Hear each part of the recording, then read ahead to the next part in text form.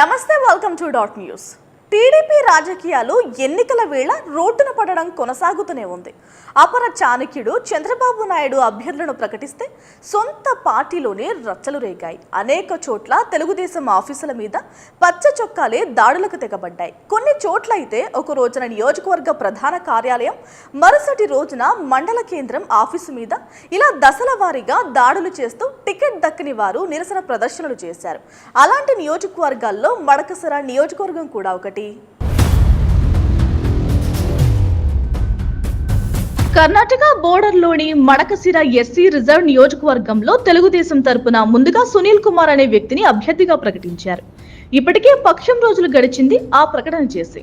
అయితే ఆ ప్రకటనకు వ్యతిరేకంగా మడకసిర టీడీపీలోని ఒక వర్గం నిరసనలు తెలుపుతూ వస్తోంది.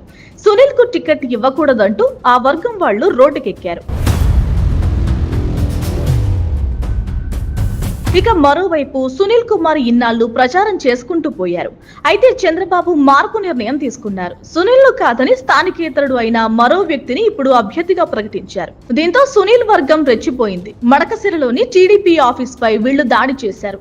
చంద్రబాబు ఫోటోలను బయటకు తెచ్చి చెప్పులతో కొడుతూ నిరసన వ్యక్తం చేశారు.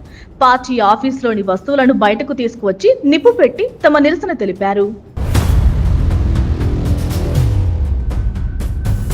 ఇలా మడకసిరలో టీడీపీలోని వర్గపోరు కొనసాగుతూనే ఉంది. ముందుగా ఒకరిని అభ్యర్థిగా ప్రకటిస్తే ఒక వర్గం రెచ్చిపోయింది. ఇప్పుడు మార్పుతో మరో వర్గం రెచ్చిపోతోంది. ఇలాంటి వారు ఒకరి విజయానికి మరొకరు సహకరించుకోవడం ఏ రేంజ్ లో ఉంటుందో వేరే చెప్పక్కర్లేదు. ఇది చంద్రబాబుకు ఇప్పుడు టీడీపీపై ఉన్న పట్టుకు నిదర్శనం. Please subscribe .news.